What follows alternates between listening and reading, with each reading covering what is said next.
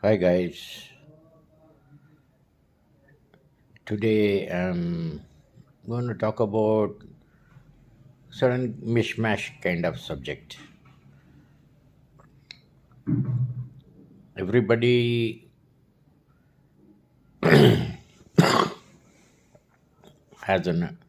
they think they have an ideology, and this is about stupid people, clever people.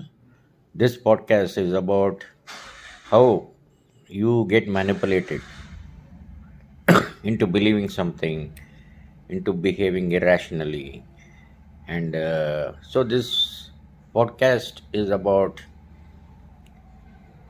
public, that's you, politicians, and manipulation, and the end result later on. If you see the history of the world,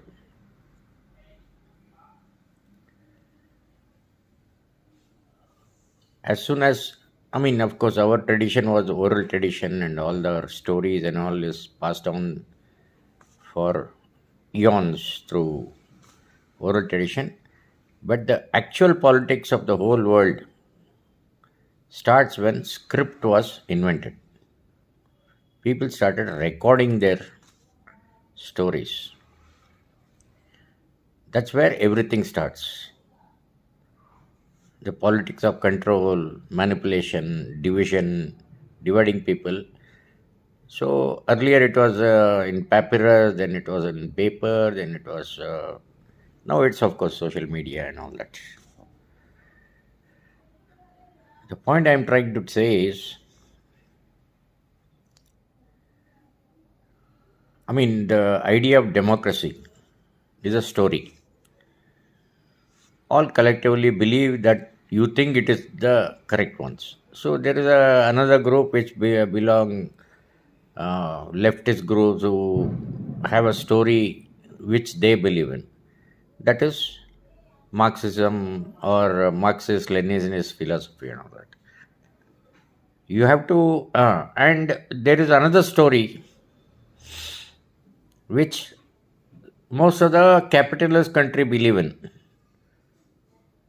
neoliberalism and same capitalism, whatever it is. These are all stories. Which is more powerful in exploiting the other group is the main story of history, including your from Vedic times, Mahabharata, and all that. It's about telling stories to attract the kind of loyalty you want from your public citizens, prajalog, these kind of things. I fully understand this. So, who are the biggest leaders in the whole history of humankind? Politics, religion, everything. Who are the biggest leaders or people who created their own cult, their own religion, their own kingdoms? Think about it. They are all storytellers. Or their disciples tell a story about you, about the leader. So, stories are the main important thing in the whole of history, not fact. Stories. Any king. See, you read Indian history, you read Mughal, South India, Chola. Now it's very popular. Ponniyin Selvan and all that. Choya, Chera, Vijayanagar, this, that, and all. They used to hire biographers, would glorify them, giving them big title, and if they have killed 100, they'll say 1,000 were killed. And if they capture a territory, they'll say all of, and everybody used to give themselves title the conqueror of the world. In a small bloody state, in a small bloody huge subcontinent like ours, he is ruling in one district, but he is Raja Raja Chola, or, conqueror of the world. So it's all about boosting yourself. Social media अभी नहीं है, fake news अभी नहीं आया. It's got digitized. That's all. This was happening 2000 years back. Who are these poets and writers and biographers and all? They're all fake news guys. Their job is to create legends of the paymasters. So if you read Raja Randre Chola, Akbar, this, that, all the kings in this country or in the world also, if you believe whatever that fellow who has been paid to praise him, if you believe all that, you're stupid. And that stupidity also has continued. Now you think now it's modern day. And everybody says, I believe in this fellow, I believe. Are belief matlab ka you don't have proof. And these politicians are storytellers. How to tell a story? How to gather votes? And you guys, I don't want to say you guys, I'm saying general public. They think they have assessed all the leaders and they'll vote according to ideology, according to the programs and all that. Nobody does that. It's a fiction. Another story. You vote with your emotion. Think about it. Nobody votes with logic. Data is there. Everything is there. Who's failed, who's not failed and all that. No, I believe in him. I believe in my leader. Because he is part of your Jat or he was violent with some other community. That's how we think and vote. Nobody goes by facts. This was done 2000 years back also. Because they hire poets. There's that, if you know Mughal history, 1857, one of the biggest poet in Mughal, Bahadur Shah Zafar ka, one of the biggest poet, Amir, what is that called, that poet? Anyway, I don't remember. He had poets writing praises about him when the whole bloody Mughal thing was collapsing. Still he was Shah and Shah. So, what happens between a movie and politics? We know when we go to a movie, it's all fiction. But in politics, they make fiction reality. This is the genius of politicians. They are also showing you a movie. But you think that's real. And I don't blame the politician. See, they want power. They want money. They want to be treated great in their community and all that. I blame the stupid people.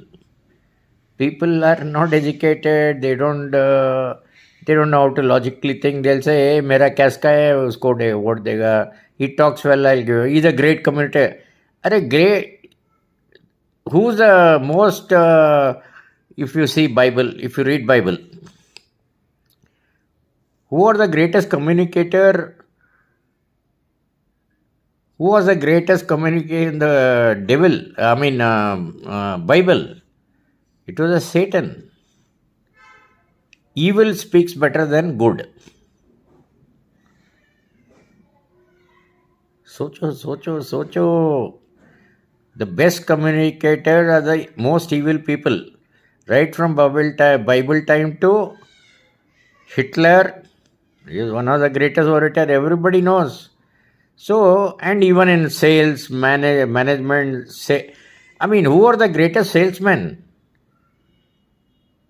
They're all guys who can tell a story and convince you it is true about their brand, about their company and all that. What is salesmanship? Telling a story. What do politicians do? They tell a story and get votes. And all of you think you know better than all these guys. They are smarter than you. And tell you a story. You believe in it and vote through your heart. If democracy has to survive, people have to vote with their brain. And it's not going to happen. It's never going to happen. This is why politicians know साला इसको इस तरफ खींचेगा हो जाएगा मेरा काम. They won't ask for data. 5 years you are a PM leader and all. Where is the data? No. We believe in him because he tells us the good stories about how great we are, how evil the other side is. This is what Mahabharata is all about. Ramayana is about. It's a storytelling. Nobody has heard Ravana's version of Mahabharata. Ramayana. Or, Kaurava's version of... so, like they say, no. History is written by winners. Tiger kills a deer. You will never get to know the tiger story. Oh, lion is very great. It's powerful and this. अरे deer का story क्या है?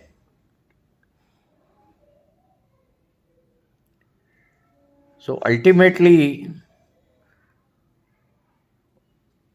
Puranas, Vedas, Bible, any religion, Buddha, it told you a story. Religion is nothing but collection of stories. And they are so good in convincing you, you believe in it. See, the moment you say, I believe in something, there are no facts behind it. So people ask me, do you believe in God? I said, why should I believe in God? If He is there, He is there.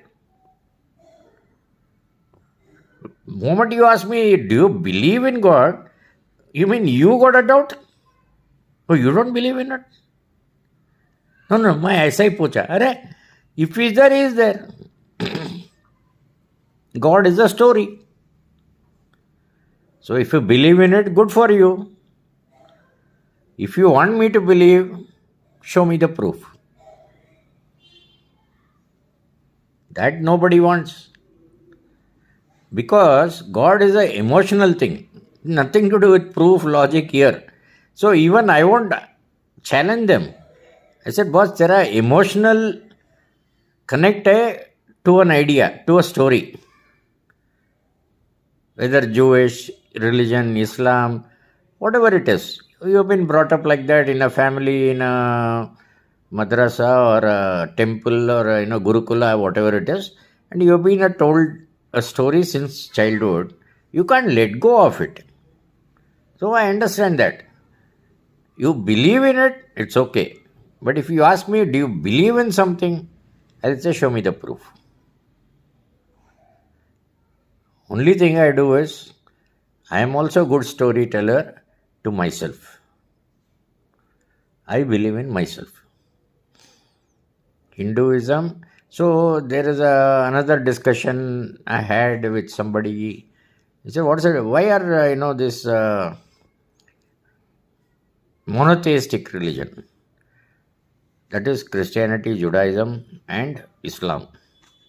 Why are they so aggressive? Why they are so